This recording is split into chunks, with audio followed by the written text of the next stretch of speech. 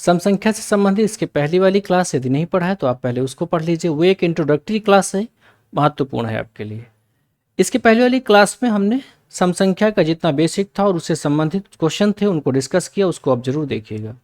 इस क्लास में हम और भी जो क्वेश्चन बनते हैं सम संख्या से संबंधित उनको आपके साथ डिस्कस करेंगे, लेकिन पिछली क्लास में जो लास्ट टाइम हमने किया था इस क्लास में हम उसकी शुरुआत करते हैं, जिससे क्या हो कि पहली क्लास से आप यहाँ पर कनेक्ट कर सको।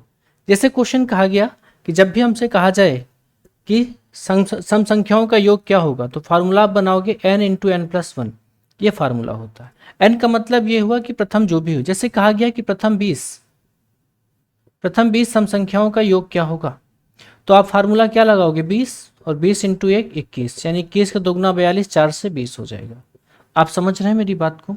जैसे कहा गया कि प्रथम 25 का निकालना है तो 25 इंटू कितना हो जाएगा 26, 25 छक्का 150 हासिल 15 आगे, 25 दूना 50 और 15 कितना 650। ये आप समझ पा रहे हो, एकदम समझ पा रहे होंगे। लेकिन अब हमें यहाँ पर पहला क्वेश्चन दिया गया कि 2 से लेकर के 60 तक है। अब हमें ये नहीं पता कि बीच में संख्याएं कितनी है, ये पता करने के लिए हमने आपको बताया था जब संख्याएं पता करना हो तो हम फार्मूला लगाते हैं Tn is to a plus n minus one into d, यही फार्मूला हम लगाते हैं। ठीक है, अब यहाँ पर Tn जो अंतिम पद है उसको Tn कहेंगे 60। ए कौन सा पहला पद है 2 प्लस हमसे n पूछा जा रहा है कि n का मान क्या होगा तो n minus one into D. यहाँ पर आप देखो तो 2 4 6 इसलिए यहाँ पर अंतर डी क्या होता है डिफरेंट। 2 यहाँ घटा दोगे तो जब 2 घटाओगे तो कितना आएगा बच्चा 58 आएगा। अब इस 2 से भाग कराओगे तो 29 आएगा, 29 बराबर n माइनस वन। ए माइनस प्लस का हो जाएगा यानी n की वैल्यू यहाँ पर 30 आ गई। हमने बताया कि जब आपको संख्या पता चल जाए और आपसे योग पूछा जाए तो पहली संख्या प्लस अंतिम संख्या बटे 2 गुणा संख्या है। पहली यहाँ पर 2 है, अंतिम संख्या यहाँ पर 60 है, दोनों को जोड़ करके बटे 2 किया इंटू संख्या कितनी है 30। यहाँ पर हो गया 62 बटे 2 इंटू कितना हो जाएगा 30, यानी 31 इंटू कितना हो जाएगा 30। 31 तिया 93, 930 हो जाएगा आपका। यहाँ पर उत्तर क्या आ जाएगा 930 आ जाएगा। संभवतः यहाँ पर ये बात कंप्लीट हुई। हम चलते हैं आगे और अगला सवाल आपके सामने ये रहा, एकदम सेम क्वेश्चन है। यहाँ भी आपसे पूछा जा रहा है कि 28 से लेकर के कहाँ तक 38 तक। तो बेटा सबसे पहले हमको ये पता करना है संख्याएं कितनी है, तो संख्याएं कितनी है तो यहाँ पर आप देखो तो कैसे निकालते हो। अंतिम संख्या यहाँ पर 80 है, पहली संख्या 28 है, अंतर यहाँ पर 2 2 का दिख रहा है तो n माइनस वन इंटू कितना 2। 28 आप इधर क्या करोगे जब घटा दोगे, जब यहाँ पर 28 घटाओगे तो बेटा कितना आ जाएगा 52, और 52 को 2 से डिवाइड करोगे तो कितना आएगा 26। 26 बराबर n माइनस वन, एन की वैल्यू कितनी आ जाएगी 27, एक जुड़ जाएगा। अब यहाँ पर हमने आपको बता रखा है कि जब हमें संख्याएं मिल जाए तो पहली प्लस अंतिम बटे 2 इंटू संख्या, ये हम आपको शुरुआत वाले से बताते चले आ रहे हैं। यानी कहने का मतलब ये हुआ कि हम आपको प्राकृतिक संख्याओं संबंधित क्वेश्चन से वहां से बताते हुए आपको चले आ रहे हैं। जैसे यहाँ पर 28 और प्लस 80 प्लस कितना 28, दोनों को जोड़ेंगे तो 28 और 80 कितना हो जाएगा 108 बटे कितना करेंगे 2 इंटू कितना करेंगे 27। यहाँ पर आप देखोगे तो यहाँ 54 हो जाएगा, 54 इंटू कितना आ जाएगा 27। इसको आप मल्टीप्लाई करके हमें बताइएगा। हम चलते हैं अगले सवाल पर, तो कोई दिक्कत नहीं है। जो 54 लिखा है इसको 27 इंटू 2 लिख सकते हो 54, तो 27 का स्क्वायर 729 होता है, और फिर यहाँ पर दोगुना करोगे तो आ जाएगा 1558 करीब करीब। अगला प्रश्न यहाँ लिखा हुआ है क्या कि 36 42 और फिर 96। बहुत सिंपल है, यहाँ पर देखो तो पहली संख्या 36 है तो बस वही पहले सबसे पहले संख्याएं हम निकालेंगे। तो यहाँ पर 96 तो अंतिम संख्या 96 बराबर 36 plus n minus one into D कितना है तो डी यहाँ पर आपको 6 देखने को मिल रहा है। ठीक है, 36 यहाँ घटाओगे तो कितना आएगा 60।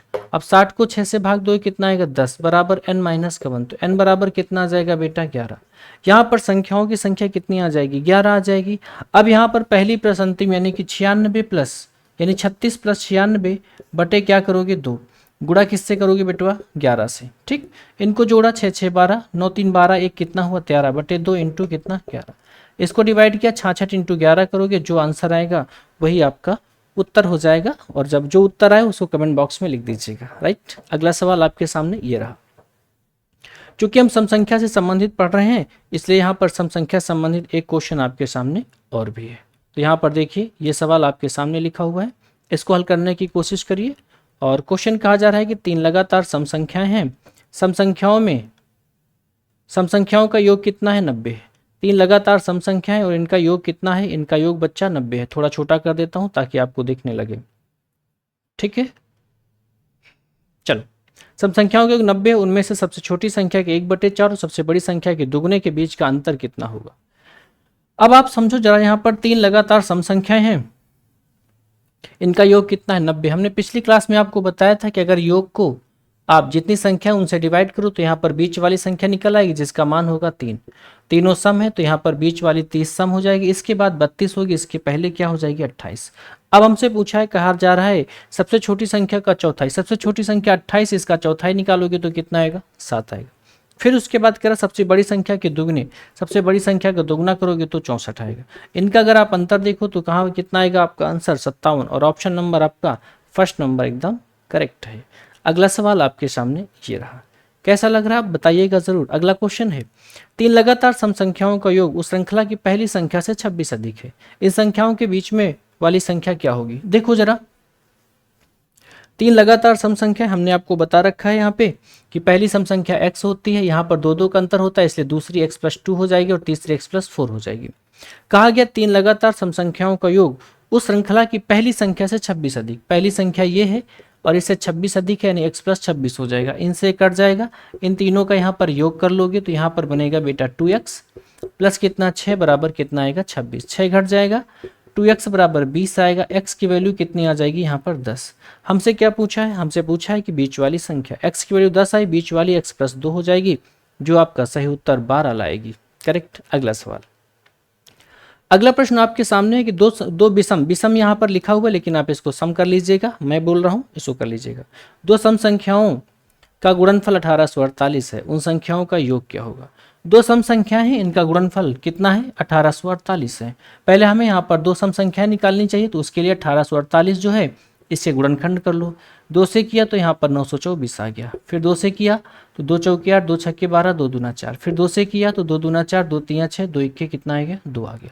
कहीं गलत तो नहीं हुआ, 924 यहाँ पर 12 आएगा, है ना, गलती हो गई ना। फिर यहाँ पर 2 से किया था तो 2 दूना 4, 0, 2 का 6 बार, फिर 2 से किया तो यहाँ पर 103, 2 दूना 4 हो गया ना, 924 हो गया, 1848 ही तो है, हाँ ठीक है 924 हो गया। फिर 2 से किया 2 चौके 8, 2 चौके 8, 2 छक्के 12, 2 दूना कितना है 4, 462 आ गया। फिर 2 से किया तो यहाँ पर कितना आ जाएगा 231, 2 चौके 8, 2 चौके 12, ठीक। अब ये देखो 3 से कटेगा, 3 से काटोगे 3 सत्ते 21, 3 सत्ते 21, फिर 7 से कटेगा तो 11 आएगा, फिर 11 से कटेगा तो 1 आएगा। अब हमें यहाँ पर कैसे बनाना है, देखो 2 संख्याएं वो सम होनी चाहिए, तो 11 और 3 ले लिए 33, लेकिन ज़्यादा हो रहा है। अच्छा रुको, तो यहाँ पर आप क्या करो, 11 का दोगुना 22, 22 का दोगुना कितना हुआ यहाँ पर 44, और 7 या 21, 21 का दोगुना कितना हुआ 42, बन गया काम। 42 और 44 2 सम संख्याएं हमको मिल गई, वो भी लगातार हैं, इनका गुणनफल 1848 होता है।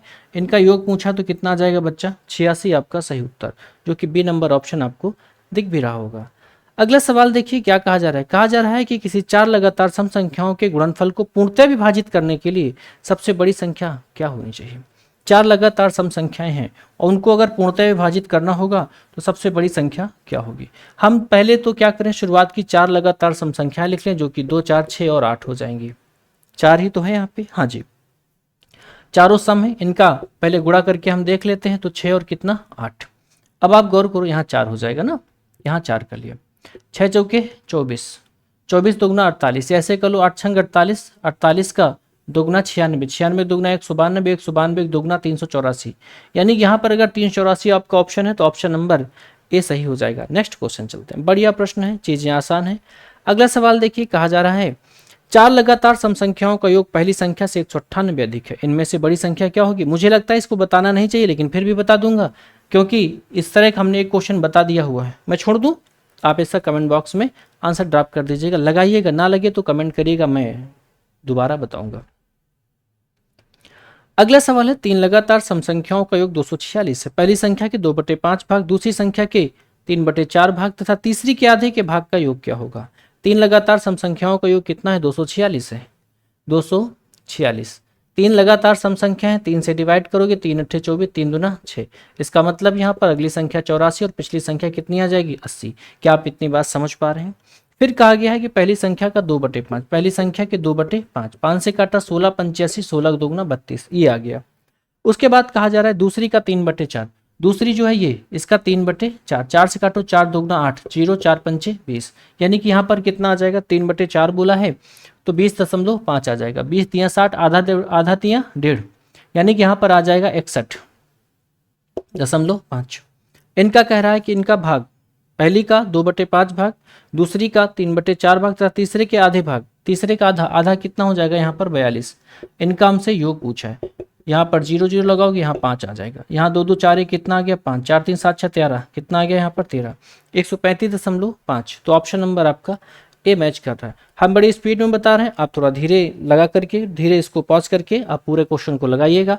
समझ में आए तो फिर आगे देखिएगा। राइट, अगला सवाल है, दो क्रमागत सम संख्याओं का योग उनके गुणनफल से 574 कम है, उन संख्याओं का योग क्या है। चलिए जरा बात को समझते हैं। कह रहा दो लगातार सम संख्याएं हैं, उनका जो योग है उनका जो योग है उनके गुणनफल से 574 कम है। दो सम संख्याएं हैं, एक x है, एक x प्लस कितना है 2। इनका जो गुणनफल है और इनका जो योगफल है यानी कि x, और ऐसे समझो इनका जो गुणनफल है इनके योगफल से कितना कम है यहाँ पर, तो 574 कम है। 574 बोला ना, हाँ 574 यहाँ पर कह रहा है कि कम है। तो आप एक काम करो, इन दोनों का आप अंतर निकालो। अंतर जब आप निकालोगे तो यहाँ पर x प्लस 2 हो जाएगा, बराबर 574 हो जाएगा। जो कम ज़्यादा होता है वो अंतर पर ही डिपेंड करता है, इसलिए आप इसको ऐसे लगाओ। यहाँ बनेगा बच्चा x² प्लस 2x, फिर यहाँ माइनस लगा, यहाँ बन जाएगा 2x। हम सीधा माइनस अंदर अप्लाई करा रहे हैं, माइनस का 2 हो जाएगा, इसको हमने हटा दिया, बराबर 500 कितना है 74 है। देखो यहाँ 2x से 2x कट गया, ये 2 उधर जाएगा, प्लस का हो जाएगा, x² बराबर 576 आ जाएगा। और x बराबर ये किसकी वैल्यू है, तो 24 की। चूंकि यहाँ पर x² है तो यहाँ अंडर रूट लगेगा, अंडर रूट 576 की वैल्यू कितनी हो जाएगी 24। उन संख्याओं का योग क्या है, तो एक संख्या 24 है तो अगली संख्या क्या हो जाएगी x प्लस 2 यानी कि 26 हो जाएगी। दोनों का योग पूछा तो 50 आपका राइट उत्तर, आपका ए नंबर आपका एकदम सही हो जाएगा। ठीक है, अगले सवाल पर बात कर रहे हैं। तो अगला प्रश्न आपके सामने है, दो सतत सम संख्याओं का गुणनफल 168 है, उन संख्याओं का योगफल क्या होगा। सेम क्वेश्चन है, जैसे वहां पर 1848 वाला था वैसे ही यहाँ पर 168 वाला है। अब आप देखो ध्यान से, 168 है, दो सतत सम संख्याएं हैं, इनका आप क्या करो 2 से डिवाइड करो, 2 8 16, 2 चौके 8, फिर 2 से किया तो यहाँ पर कितना आ गया 42, फिर 2 से डिवाइड करोगे कितना आएगा 21, फिर 3 से डिवाइड करोगे कितना आएगा 7, फिर 3 से डिवाइड, फिर 7 से डिवाइड होगा तो 7 दूना 14, 3 दूना 6, 6 का दूना 8, ऐसे तो नहीं बनेगा। तो आप क्या करो यहाँ पे 3 दूना 6, 6 दूना बन जाएगा, 3 दूना 6, 6 दूना 12 और 7 दूना 14, यानी कि 14 और कितना हो गया 12। इन संख्याओं गुणनफल 168 है, इनका योग 14 और 12 जोड़ोगे तो यहाँ पर राइट आंसर आपका 26 आ जाएगा। अगला सवाल है, उन दो क्रमागत सम संख्याओं का योग क्या है जिनके वर्गों का अंतर यहाँ पर कह रहा है 84 है। जिनके वर्गों का अंतर 84 है, उन दो क्रमागत सम संख्याओं का योग क्या होगा, ऐसा पूछा जा रहा है। दो सम संख्याएं, एक है x और एक है x प्लस का 2, इनके वर्गों का कह रहा है क्या बताइए अंतर।